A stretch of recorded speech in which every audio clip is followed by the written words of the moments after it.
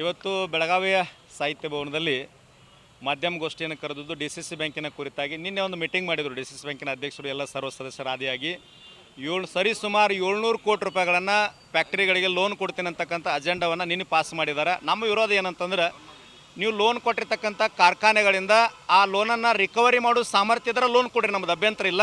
ಅವೆಲ್ಲ ಲಾಕೌಟ್ ಆಗಿ ಹಾಳಾಗಿ ಲುಕ್ಸಾನಾಗಿ ಆಮೇಲೆ NCLTಗೆ ಹೋಗಿ ಟ್ರಿಬ್ಯುನಲ್ಗೆ ಹೋಗಿ ಅರ್ಧಕ್ಕಿಂತ ಅರ್ಧ ಕಡಿಮೆ ತುಂಬತಕ್ಕಂಥ ಯೋಚನೆ ನಾವು ಇಟ್ಕೊಂಡಾರ. ಆ ಕಾರ್ಖಾನೆಗಳಿಗೆ ನೀವು ಕೊಡಬೇಡ್ರಿ. ಕೊಡೋದಾದ್ರೆ ನಮ್ಮದೊಂದು ವಿನಂತಿ ಅದ. ಈಗ ಅಧ್ಯಕ್ಷರಿಗೆ ರೆಸ್ಪಾನ್ಸ್ ಮೂಲಕ ಬಂದಿತ್ತಂದ್ರೆ ರೆಫರೆನ್ಸ್ ಮೂಲಕ ನಿಮ್ಮ ಆಸ್ತಿ ಪತ್ರವನ್ನು ಅದಕ್ಕೆ ಹಚ್ಚಿ ಲೋನ್ ಕೊಡ್ರಿ. ಅದ ರೈತರಿಗೆ 40,000 ಕೊಡಕತ್ತೀರಿ. ನಬಾರ್ಡ್ ಗೈಡ್ಲೈನ್ಸ್ ಏನದ 82,600 ಏನೋ ಕೊಡಲಿಕ್ಕೆ ಗೈಡ್ಲೈನ್ಸ್ ಅದ. ರೈತರಿಗೆ ಕೊಡಲಿ ಅಂತಂದಾಗ ಲುಕ್ಸಾನ್ ಆಗ್ತದೆ ನೀವು ಹೇಳ್ತೀರಿ.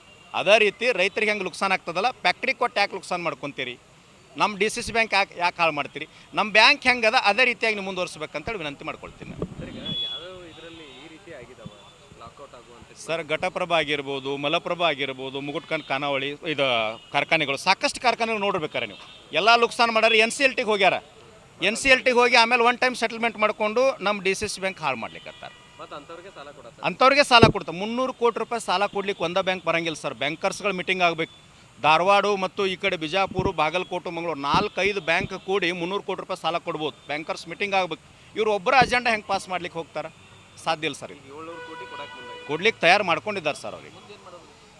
ಸರ್, 700 ಕೋಟಿ ಕೊಟ್ಟರು ಅಂತಂದ್ರೆ 1-2 ಕಂತಿನೊಳಗೆ ಸರಿಯಾಗಿ ವಸೂಲಿ ಇವ್ರು ಮಾಡದೇ ಇದ್ರೆ, ನಿರ್ದೇಶಕರುಗಳು ಅಧ್ಯಕ್ಷರು ಮಾಡದೇ ಇದ್ರೆ ನಾವು ಡಿ.ಸಿ.ಸಿ ಬ್ಯಾಂಕಿಗೆ ಹೋರಾಟವನ್ನು ಮಾಡಬೇಕಾಗ್ತದೆ ಸರ್. ಈಗ ಈ ಆಸ್ತಿಗಳನ್ನು ಇಟ್ಕೊಂಡು ಈ ರಾಜಕಾರಣಿಗಳಿಗೆ ಏನಾದರೂ ಕೊಡ್ತಾ ಇದ್ದಾರೆ ಕಡಿಮೆ ದರದ ಆಸ್ತಿಗಳಿಗೆ? ಮೊನ್ನೆ ಜಯಸಿಂಗ್ ಶೆಟ್ಟಿದು ಏನೇನೋ ಗದ್ದಲಾಯ್ತು ಸರ್. ತಮ್ಮ ಮಾಧ್ಯಮದೊಳಗೂ ಬಂತು. ಯಾರ್ದೋ ಜಮೀನು ಯಾರೋ ತೊಗೊಂಡಾರ, ಪೊಲೀಸ್ ಫೈರಿಂಗ್ ಜಮೀನು ಅಂತ ಹೇಳಿದರು. ಯಾರೋ ಮತ್ತೊಬ್ಬರು ತೊಗೊಂಡಾರ, ಜಯಸಿಂಗ್ ಶೆಟ್ಟಿ ಅಂತ ಏನೇನೋ ಗದ್ದಲ ಇತ್ತು. ಆಮೇಲೆ ಲೋನ್ ರಿಕವರಿ ಆಗ್ಯದ ಅಂತ ಹೇಳಿದರು. ಹಿಂದಿನ ಅಜೆಂಡಾದೊಳಗೆ ಏನಿತ್ತು, ಜಯಸಿಂಗ್ ಶೆಟ್ಟಿಗೆ ರಿನ್ಯೂವಲ್ ಲೋನ್ 50 ಕೋಟಿ ಅಂತ ಇತ್ತು. ನಿನ್ನಿದ್ರೊಳಗೆ ಕ್ಯಾನ್ಸಲ್ ಆಗ್ಯದ. ಅಂದ್ರೆ ಅವ್ರಿಗೆ ಹೆಂಗೆ ಬೇಕಂಗೆ ಅನುಕೂಲ ಅವ್ರು ಮಾಡ್ಕೊಳ್ಳಿಕ್ಕತ್ತಾರೆ. ಮತ್ತು ಇನ್ನೊಂದು ಸರ, ಈಗ ಆಯಾ ತಾಲೂಕಿನೊಳಗೆ ಏನು ವರ್ಕರ್ಸ್ ಅದಾರಲ್ಲ, ಆ ರಾಜಕಾರಣ ಏನೋ ಉದ್ದೇಶ ಇರಬೇಕು.